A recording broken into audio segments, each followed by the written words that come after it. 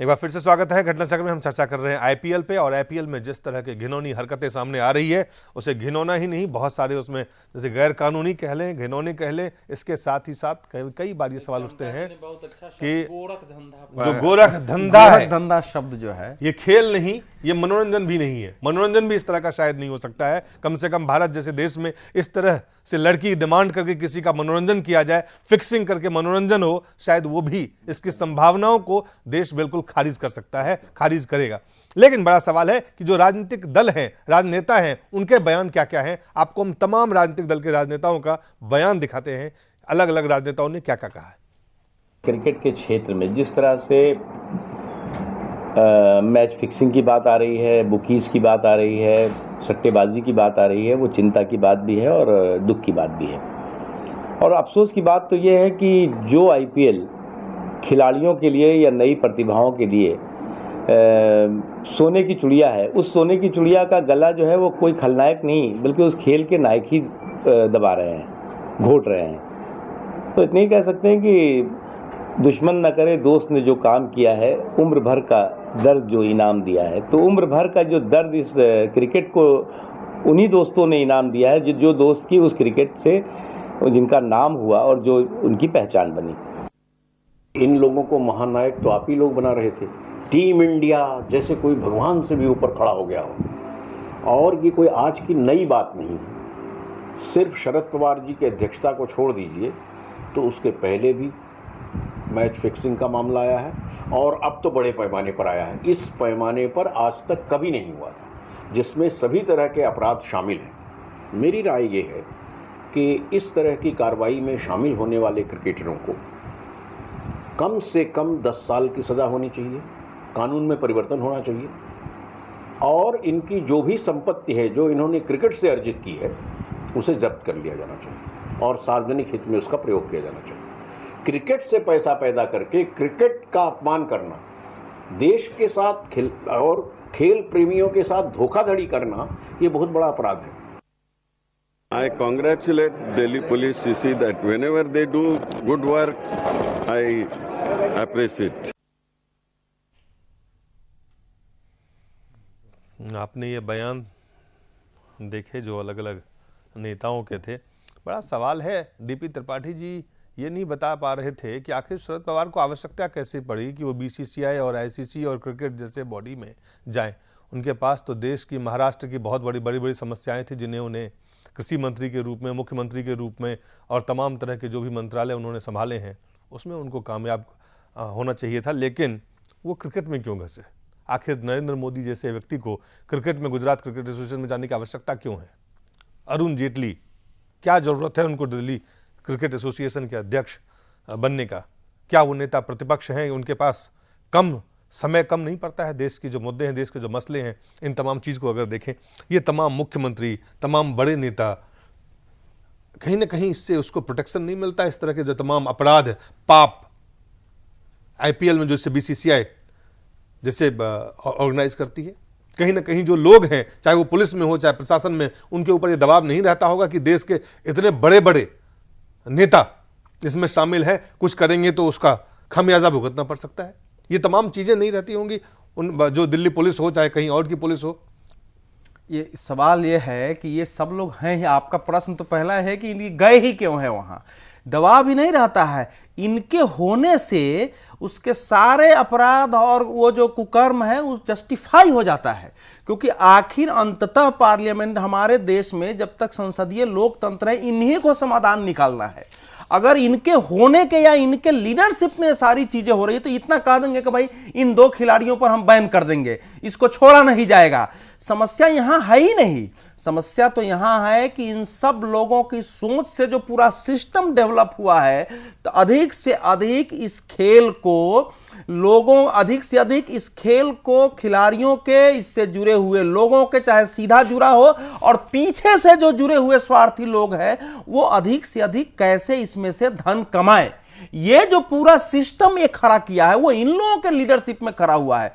इसीलिए आज का प्रश्न तो ये है कि वो दो खिलाड़ी या जो कुछ भी हो रहा है उसकी जिम्मेवारी हमारे क्रिकेट से जुड़े हुए इन नेताओं की, जिनके हाथ में उसका नियंत्रण भी है, उसकी नीति भी है, उनकी जिम्मेवारी बनती है कि नहीं बनती है। पहली बात तो यह है।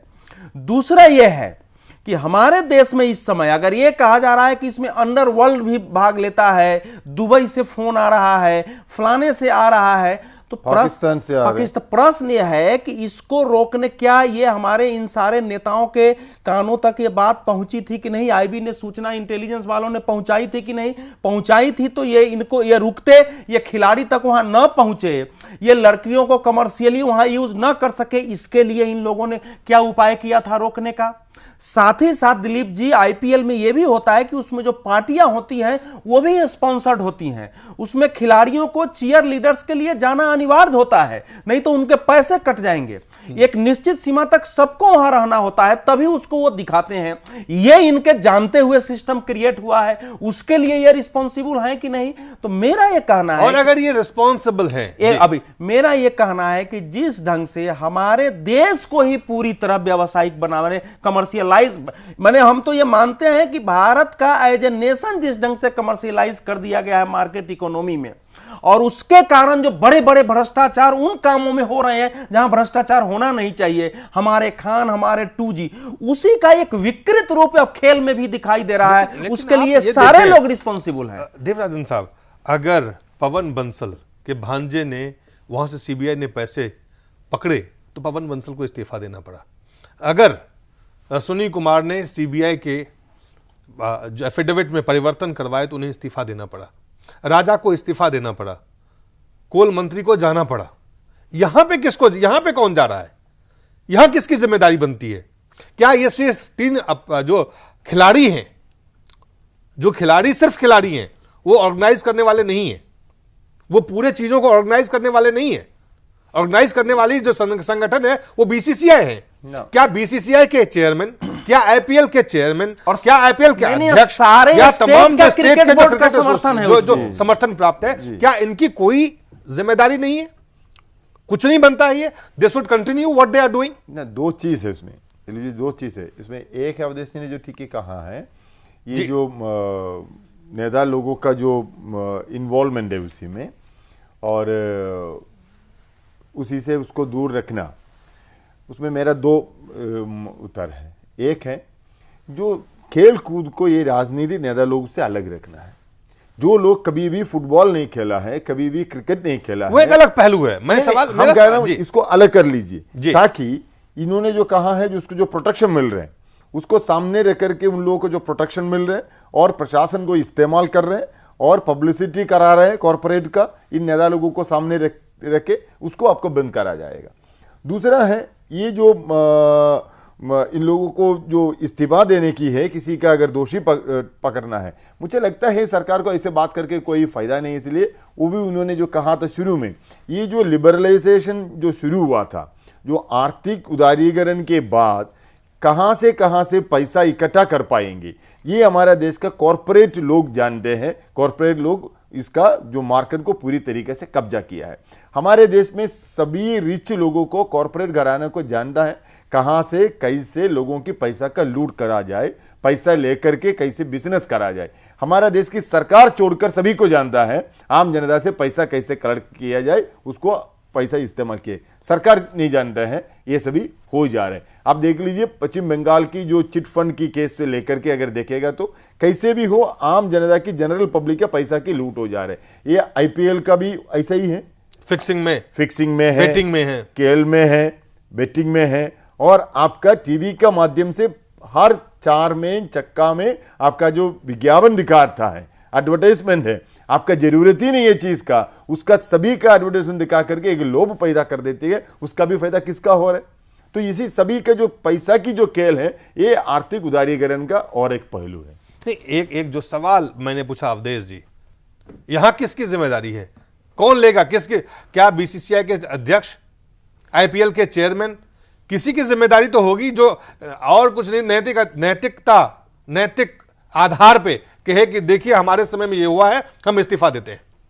या उनसे सरकार को इस्तीफा लेना चाहिए, बीसीसीआई के अध्यक्ष को इस्तीफा लेना चाहिए, कहीं तो कार्रवाई हो। नहीं, ये तो यही या सिर्फ यही जिसने फिक्स किया वो कहां है, जिसने करवाया फिक्सिंग? ये तो पकड़े गए हैं वो जो मोहरे थे। बिल्कुल, वो तो मोहरा है। 50-60 लाख का खेल तो है नहीं, एक एक खेल में 1-1 लाख 2-2 लाख करोड़ की बेटिंग जो हो रही है जो बेटिंग की बात हो रही है, कह रहा है 5,000 करोड़ से ऊपर। आप एक ओवर में 40 लाख रुपया का खेल हुआ है ना। नहीं, वो तो एक ओवर के 6 बॉल फेंकने के लिए मान लिया 40 लाख और 60 लाख का हो जाता है। बल्कि अगर वो अपने को बेचता तो करोड़ भी मिल जाता उसको, तो मिल जाता। तो वो तो ही रहा। इस समय यही बात इस देश को अपने इन नेताओं से पूछना चाहिए। सबसे पहले तो आईपीएल को अनुमति जिस कानून के तहत, जिस क्राइटेरिया में दिया गया, उसको तोड़ते हुए अगर इस देश में वो खुलेआम इस ढंग से वासना का नंगा नृत्य करा रहा है खेल के नाम पर, इन तमाम राजनेताओं जो आज क्रिकेट एसोसिएशन में, उन्हें क्या करना चाहिए? उनके साथ साथ वो तो है ही है जहां जहां ये खेल होता है उस प्रदेश का गृह मंत्री। सवाल यह है कि उसमें बहुत सारे इलीगल के हो रहे हैं जो मान्य नहीं है, अपराध की तरह हो रहा है, जिसमें शराब कितने बजे तक पिया जाए, शराब पी के कितने बजे तक डांस हो, लड़कियां वहां कितने। इसके लिए तो हर राज्य की दिल्ली नहीं ना है कि यहां बार डांसर को अनुमति है सब जगह। बहुत सारे बैन है, बहुत कानूनों में उस पर रोका जा सकता था। स्टेट के लोगों का, सेंटर, हमारा पूरा देश सेंटर से लेके स्टेट तक ऐसे नासमझ लोगों के हाथ में, कुछ ईमानदार नासमझ है एक, और दूसरे उनके नीति के स्तर पर ऐसे हमारे बेईमान लोग हावी हो गए हैं जो स्वयं उसके पार्ट हैं। मैं तो मानता हूं कि बहुत सारे लोग स्वयं में अपनी वासना का, अपने धन की लालसा का इससे पूर्ति कर रहे हैं। तो ये एक पूरा, जिसको बोलते हैं अंग्रेजी में क्या शब्द होगा, जिसको हम दुर्विसंधि कहते हैं, जो ये पॉलिटिक्स, कॉर्पोरेट, ब्यूरोक्रेट, नेक्सस और ये क्रिमिनल्स, इनका एक नेक्सस हमारे देश में है। और जिनको आइकन सिनेमा का हीरो को बना दे रहे हैं, उन सब का एक नेक्सस है, लूटो देश को। या नालायक है, ये नायक है या खलनायक है? एक वर्ग तो पाखंड कर रहा है जो जानते हुए, और एक नासमझ है, उसकी बुद्धि पर तरस आती है कि 3-4 खिलाड़ियों पर बैन कर देंगे तो इसकी सफाई हो जाएगी। ये दो प्रकार के कैटेगरी हमारे सवाल देश में बैन करने का, फिक्सिंग का नहीं है। इसमें जो तमाम तरह के अपराध, जिस बात पे नेता चिंता करते हैं, अफसोस करते हैं, दुख जताते हैं, कार्रवाई कौन करेगा? कार्रवाई क्या होगा? कार्रवाई कौन करेगा? किसकी नैतिक जिम्मेदारी है? किसकी अकाउंटेबिलिटी है? कोई अकाउंटेबल तो होगा। कार्रवाई नहीं होगी। जिस ढंग से दिल्ली का पुलिस कमिश्नर, सवाल है कि एक से एक अपराध होते हैं लेकिन वो प्रेस कॉन्फ्रेंस करने नहीं आते हैं। 3 खिलाड़ी को उन्होंने जाके मुंबई में बात करते लाया और प्रेस कॉन्फ्रेंस करने आ जाता है। यही तो कह रहे हैं कि हमारा समाज इस समय, और चीज को छोड़ दीजिए, मैं केवल एक सचिन, बहुत कम समय, हमारे पास समय कम है। मेरा आखिरी सवाल है कि 2 सवाल बिल्कुल कम। क्या जो लीगलाइज करने की बात आ रही है कि इस पे चिंतन बेटिंग एकदम हम विरोध करेंगे, बिल्कुल आपत्तिजनक है। दूसरा सवाल, और इस पर भारतीय जनता पार्टी का जो स्टैंड है ये शर्मनाक है। मैं कहता हूं भाजपा के कार्यकर्ताओं को, नेताओं से पूछना चाहिए कि आप खुलेआम विरोध क्यों नहीं कर रहे हैं। ये देश क्या जो है एकदम से केवल दूसरा जुओं का देश हो जाएगा। दूसरा सवाल, जिस तरह के आपराधिक पूरी चीजें हो रही है, उसमें कोई तो नैतिक जिम्मेदारी लेगा?